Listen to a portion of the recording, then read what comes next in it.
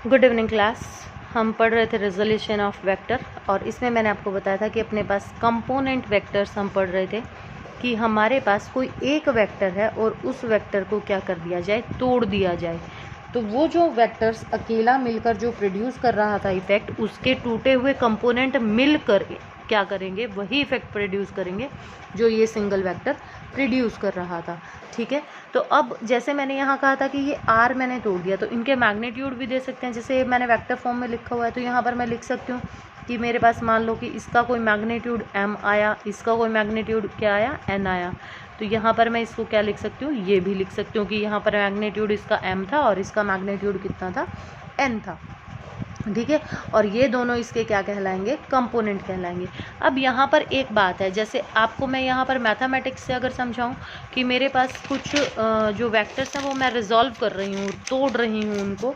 तो जैसे अब मैं आपको कहूँ कि मेरे पास 10 है, ठीक है, और इस 10 के मैथमेटिकली बात करें अब हम कि 10 है, इसके फैक्टर्स बनाने आपने, तो इसके फैक्टर आप क्या बना सकते हो, 5 + 5 भी बना सकते हो, 7 + 3 भी बना सकते हो, 8 + 2 भी बना सकते हो, 6 + 4 भी बना सकते हो, 9 + 1 भी बना सकते हो। यानी अपने इसको जो तोड़ा है वो बहुत सारों में तोड़ दिया है। लेकिन जब भी वेक्टर्स जब टूटते हैं अपने पास, तो उनमें हमेशा क्या रहेगी, यूनिकनेस रहेगी। जैसे मैंने अभी यहाँ पर कहा कि मैंने अगर ये आर वेक्टर तोड़ा, तो इसके वेक्टर्स के मैंने अभी यहाँ पर क्या कहा कि मैग्नीट्यूड ए का जो था वो m था और b का जो मैग्नीट्यूड था वो कितना था, n था।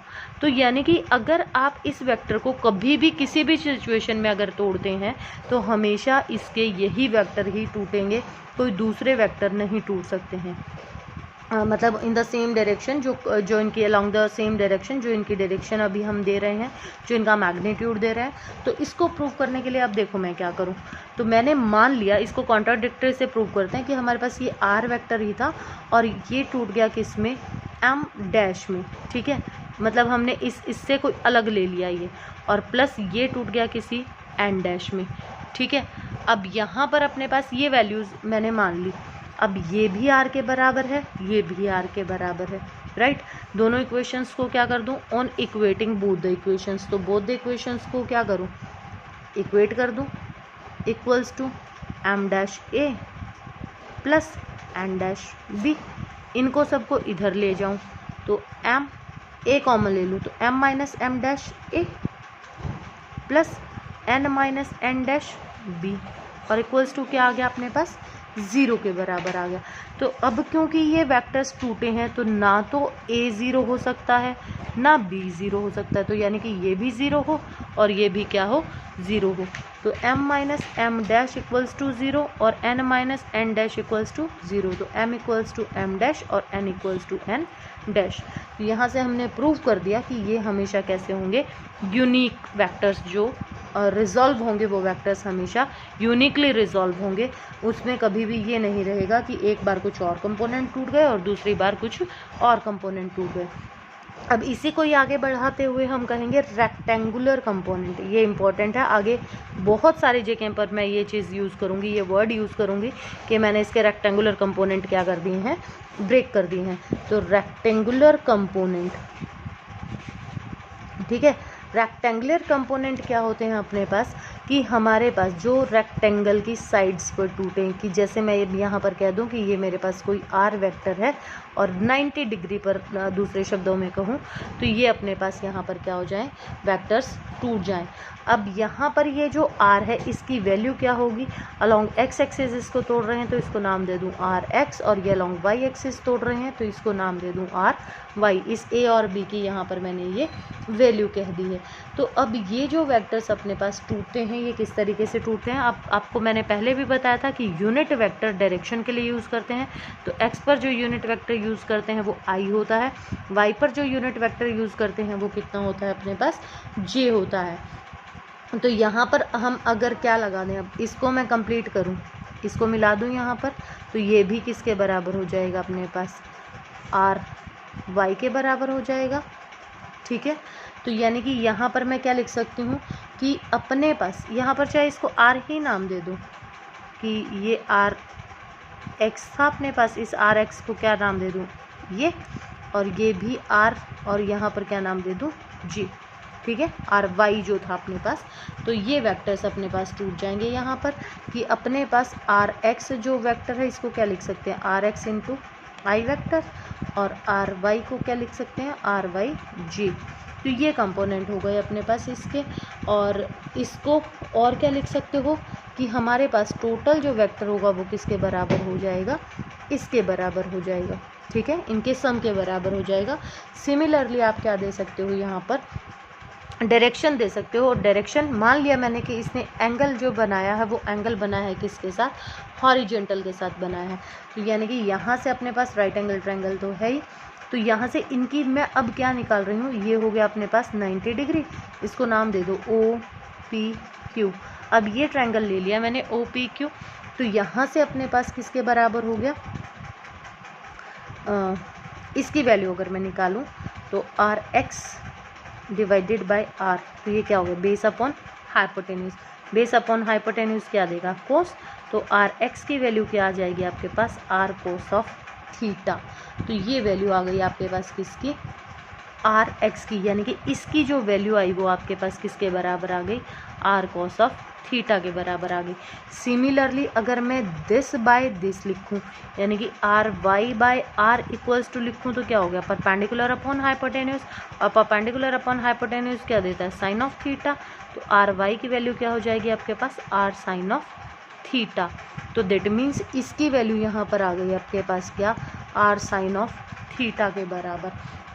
अब ये जो वैल्यूज़ मैंने ली हैं ये मैं प्रूव कर सकती हूँ कि ये वैल्यूज़ अपने पास ठीक हैं।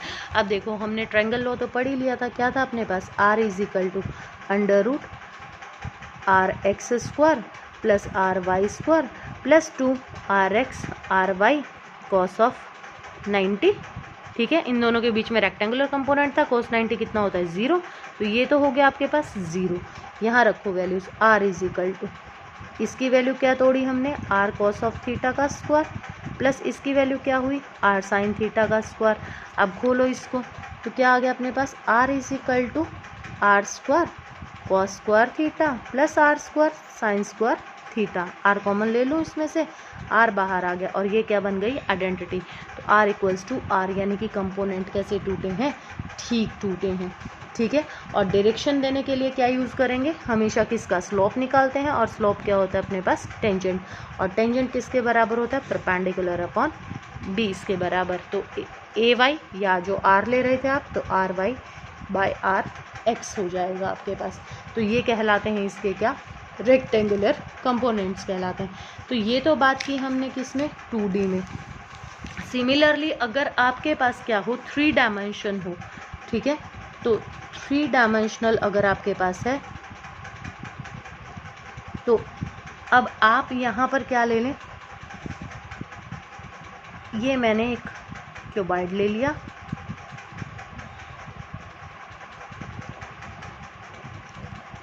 ये अब ऐसा मानो कि मैंने तुम्हारा कमरा ले लिया है, ठीक है, और उसका कोई भी एक कोना पकड़ लो और उसको मान लो एक्सिस। तो ये हमने मान लिए हैं क्या, एक्सिस, तो ये एक्स एक्सिस, ये वाई, और ये क्या हो गया, जेड। और अब ये नीचे से, और ये आपके जो छत का ऊपर वाला कोना है, ये उससे उसको मिला दिया है मैंने, और ये वेक्टर हो गया अपने पास कितना, ए। अब इसके जो कंपोनेंट अगर मैं तोड़ूं तो इस पर टूट गया ए एक्स, इस पर ए वाई, और इस पर क्या टूट गया, ए जेड, ठीक है। अब इनको नाम दे लेते हैं हम, नाम दो इसको S O R Q T P, ये नाम दे दिए मैंने इसको। अब एंगल देखो अपने पास, ये जो बना रहा है इस एंगल को नाम दे दिया अल्फ़ा, ए के साथ जो अपने पास वेक्टर था जिसको तोड़ा हमने, इसके साथ वाई ने बनाया कितना, बीटा, और इसके साथ जेड ने बनाया ये एंगल मान लिया मैंने कितना, गामा, ठीक है। अब मैं यहाँ से इसको, ये नीचे वाला अपना ये हो गया फर्श, और इस फर्श को मैं यहाँ पर डायगोनली क्या कर दूँ, मिला दूँ, इस टी से मिला दूँ मैं इसको, ठीक है। ये ट्रायंगल बन गया अपने पास। तो अपने पास मैंने ले लिया ओ आर मतलब ये O R equals to O T plus T R, ये वाला ट्रायंगल ले लूँ मैं इस तरीके से, ठीक है, तो ये अपने पास ट्रायंगल हो गया और ये एक डायरेक्शन में एक्ट कर रहे थे, ये अपोजिट ऑर्डर में जुड़ रहा था, तो ये अपने को इसका क्या दे देगा, रिजल्टेंट दे देगा। सिमिलरली इस पर क्या लगा दूं, पैरेललोग्राम लगा दूं, तो यहाँ से अगर मैं वैल्यू निकालूं ओ टी की तो किसके बराबर हो जाएगा, अब ये रिजल्टेंट होगा तो ओ एस और O S plus O P, यहाँ पर इसकी जगह पे वैल्यू पुट कर सकती हूँ, तो ओ आर इक्वल्स टू किसके बराबर हो गया, O S plus O P plus T R. यहाँ पर अब वैल्यूज़ पुट कीजिए। अब यहाँ से देखो दीवार, एक दीवार ये और इसके अपोजिट वाली दीवार ये, दोनों बराबर होंगी क्योंकि ये 2D में इसलिए लग रहा है, तो दीवारें हमेशा बराबर होंगी अपने पास। तो इसको मैं किससे रिप्लेस कर सकती हूँ, ओ क्यू से रिप्लेस कर दूँ, तो O S plus O P plus O Q. अब इनकी वैल्यू पुट कर दो, ये क्या था अपने पास ए और इसकी वैल्यू क्या थी अपने पास, ओ एस की वैल्यू क्या थी ए जेड, ओ पी की वैल्यू क्या थी अपने पास ए एक्स और इसकी वैल्यू क्या थी अपने पास ए वाई। तो अपने पास यानी कि क्या आ गया, a vector equals to a x plus a y plus a z, ये वैल्यू आ गई अपने पास। और कंपोनेंट की फॉर्म में लिखूँ तो आई जे और क्या लगा दूँ, इनके साथ यूनिट वेक्टर्स लगा दूँ और इनका जब मैग्नीट्यूड निकालेंगे तो मैग्नीट्यूड कैसे निकालेंगे, a square is equal to a x square plus a y square plus a z square और ए इज इक्वल टू क्या हो जाएगा, under root a x square plus a y square plus a z square, ये value आ जाएगी यहाँ पर, ठीक है। और अब निकालेंगे इसके डायरेक्शन ऑफ कोसाइंस, तो डायरेक्शन ऑफ कोसाइन निकालो, तो कॉस ऑफ एल्फा निकालूं अगर मैं, तो कॉस ऑफ एल्फा, अब ये ऊपर वाले उससे मिला हुआ है, ठीक है, तो कॉस ऑफ एल्फा जो होगा अपने पास वो किसके बराबर हो जाएगा, दिस बाय दिस, तो a x by a. Similarly cos of beta हो जाएगा ए वाई बाय ए और कॉस ऑफ गामा हो जाएगा ए जेड बाय ए। अब एक क्वेश्चन आता है आपको कि हमारे पास जो ये कोसाइन है क्या लिखा आएगा आपको, प्रूव दैट, कॉन्सेप्चुअल क्वेश्चन है, prove that sum of the square of the direction sum of the square of direction cosines of a vector is always unity, तो वो कैसा होगा आपके पास, यूनिटी होगा। अब यहाँ पर देखो आपके पास आपने जो वैल्यू निकाली वो क्या क्या वैल्यू निकाली आपने, cos of alpha is equal to a x by a, तो ए एक्स की वैल्यू क्या आ गई आपके पास, a cos of alpha. Similarly a y की वैल्यू क्या आ गई, ए कॉस ऑफ बीटा और ए जेड की वैल्यू क्या आ गई, ए कॉस ऑफ गामा। अब हमने क्या कहा, स्क्वायर ऑफ कोसाइन ऑफ, ठीक है, इसका मैं क्या कर दूं कि ये यूनिटी के बराबर होगा, तो लिखो यहाँ पर, तो ए स्क्वायर इज इक्वल टू क्या वैल्यू थी आपके पास, ए x square plus a y square plus a z square, तीनों की वैल्यू है, ये वैल्यू पुट कीजिए, क्या आ गया, a square is equal to a cos of alpha इसका square plus a square cos square beta a square plus cos square gamma.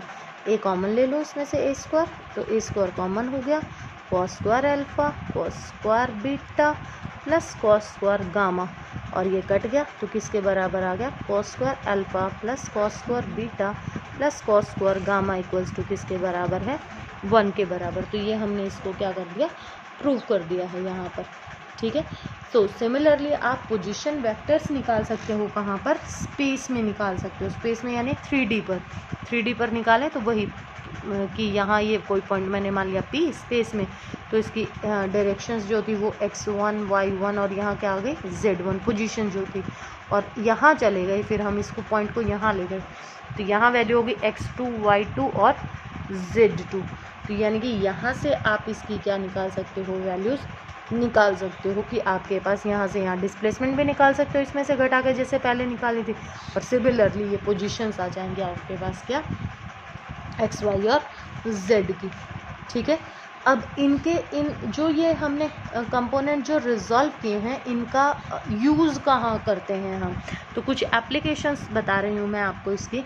तो पहली एप्लीकेशन है अपने पास वॉकिंग, जो हम चल रहे हैं। अब जब चलते हैं तो अपने पास आपका जो पैर होता है, वो पैर, न्यूटन का थर्ड लॉ तो लग ही रहा है कि वो क्या कर रहा है, अर्थ को पीछे की तरफ धक्का दे रहा है, राइट। ये पीछे की तरफ क्या लगा रहा है, फोर्स लगा रहा है। तो ये एंगल जो मैंने माना, ये एंगल मेरे पास कितना हो गया, थीटा, ठीक है। कई बार क्या होता है कि आप गिर जाते हैं, तो वो गिरते क्यों हैं, अब यहाँ पर इस जो ये फोर्स लगाई, if there is any action there is equal and opposite reaction. तो अपोजिट रिएक्शन जो हुआ, वो रिएक्शन कहाँ हुआ, यहाँ हुआ, अपोजिट डायरेक्शन में, ठीक है। अब यहाँ पर इस आर के अगर मैं कंपोनेंट रिजॉल्व करूँ, तो ये दो अपने पास क्या हो गई हैं, ट्रांसवर्सल्स है। तो ये एंगल थीटा है, तो ये एंगल भी क्या हो गया अपने पास, थीटा। इसके कंपोनेंट तोड़ूं तो इसका एक कंपोनेंट तो टूटा, यहाँ कंपोनेंट कौन सा, अभी जहाँ पर जिस लाइन पर अपने पास थीटा बनता है, उस लाइन पर हमेशा कंपोनेंट टूटेगा किसका, कोस का। अभी तोड़े थे हमने, तो यहाँ इस पर तो टूट गया आर कॉस ऑफ थीटा, और इधर टूट गया आर साइन ऑफ थीटा।